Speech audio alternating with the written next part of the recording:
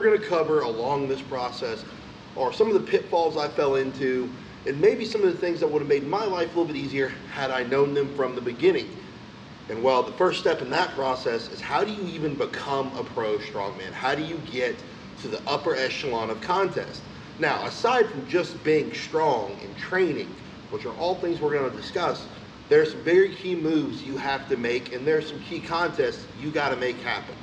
The first one we're going to go over is the Arnold Amateur. Now, this is considered in America to be the Amateur World Championship, and it also invites a series of athletes from other countries who at that point in time may actually already be pros. So it's a very difficult contest to know if you're ready for it.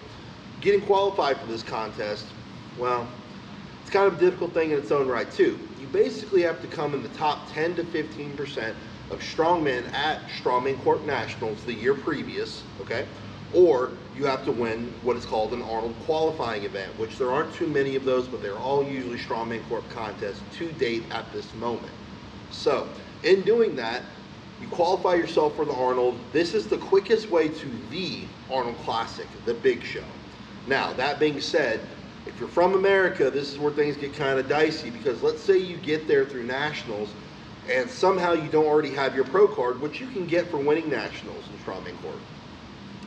But best case scenario is you find a way to this contest without a pro card. And in that situation, you end up needing to be the top placing pro to get your pro card at the Arnold Amateur. The way you want to get it is you want to get it by winning, because right now there are a limited number of pro shows for Strongman Corp. And the whole point of going to the Arnold Amateur is to get that free ride to the Arnold Classic. And it's one of the only ways to go about doing it. At least right now, it's one of the only guaranteed ways. Right now, there really isn't much of an Arnold circuit, but that is your one guaranteed way onto the big stage, is to win the Arnold Amateur. Now, the thing is, if you have a pro card in America and you're an American with a pro card, you can't just go to that contest. You can only go if you get your pro card at Nationals and it's a one-time thing, or if you don't have a pro card at all, you can keep trying over and over. So it really only makes sense, if you're going to go to that contest, you make it through to the final day. If you're going to win well. If you're not going to win, well, you may want to think about pulling back. That way you can use that entry process again and again, and you don't end up with a pro card with limited contests. Now, over recent years, Dion Masters has done very well at adding some extra contests for pros, but it's taken some time. So that's my 2 cents on it. That brings us to the World's Strongest Man. Now, in terms of the World's Strongest Man, they do tend to kind of cherry pick from other countries at times, where guys pop up and they're just really good. And that's the way it's got to be. But the talent pool is so stocked in America, that's not how it really works for us.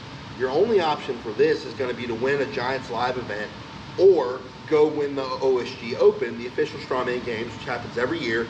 Get your spot at a Giants Live contest and take top 3 at one of those contests. That is the only direct invite way to get to World's Strongest Man. Getting there takes some time, but once you are there, that's when, if you can perform under the lights, they're going to keep bringing you back. But getting your foot through is the hardest way. So the best way to do that as an American, qualify for the OSG through one of the regional qualifiers or the online process. This is run by Lynn Morehouse. He'd be happy to answer any more questions you have. And then go ahead and win the Open, or take top 3 in the Open and get yourself a Giants Live invite. That's going to be the best way to go. Sometimes the rules and stipulations change just a little bit, but that's almost your best bet of direct access to World's Strongest Man as an American. As a matter of fact, these 2 individual ways are how I made my way to the biggest shows the world has to offer on the main stage of Strongman. And I've returned because I was able to perform under the lights, under the moment, prove I belong there. So, this brings us to the Rogue Invitational and the Shaw Classic. Now, the Shaw Classic this year did offer an open class, which is really cool because it's giving some guys who are a little bit younger, that maybe just don't quite have the game tape to get the invite, but it's giving them a chance to go toe-to-toe with the pros. And what that does is it opens a litany of doors if you can take advantage of the situation. But outside of that, there's no real clear cut, except for do well at these other contests, and Brian goes, I want you.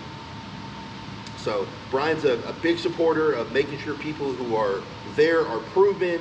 So doing well, continually progressing to win, increasing your social media presence is the best way to get into the Shaw Classic, as well as the Rogue Invitational. As of right now, I don't believe the Rogue Invitational has a qualifying process outside of do well at other big shows. So your big gatekeeper contest, Amateur Worlds and the OSG, Amateur Arnold World, excuse me.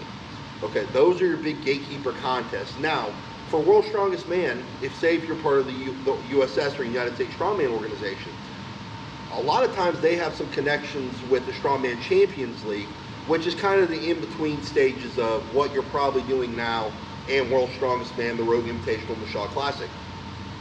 While this organization doesn't offer a clear-cut route, we have seen athletes such as Irvin Toots, Avar Smoxtelis, and a few other guys do some contests there and get picked up from the Strongman Champions League. So it is an international stage, and if you can't quite make the jump right away, it's a great midpoint to get some game film and to give these guys a reason to look at you. So, this is episode 1 of So You Want to Be a Pro Strongman. I really hope it's opened up some light. Next week, we're going to go ahead and discuss some other pitfalls that I learned from that hopefully I can help you avoid. All right, guys, appreciate it. See you later.